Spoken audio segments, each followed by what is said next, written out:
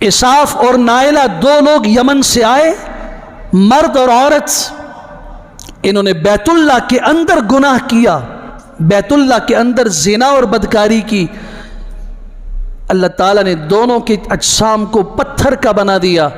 और बाद में उम्मुल मोमिनीन सैयदा आयशा सिद्दीक़ा रज़ियल्लाहु तआला की रिवायत के अल्फाज हैं जिन्हें तमाम मुफस्सिरीन ने लिखा है, और सीरत निगार इमाम मोहम्मद इब्न इसहाक़, मोहम्मद बिन हशाम,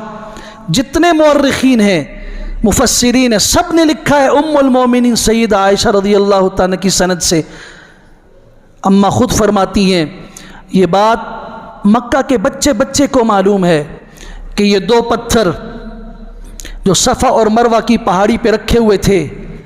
जिनकी वजह से लोगों ने कहा कि यहाँ पर तो वो दो पत्थर हैं जो बुत बने हुए हैं, मुशरिकीन मक्का ने अपने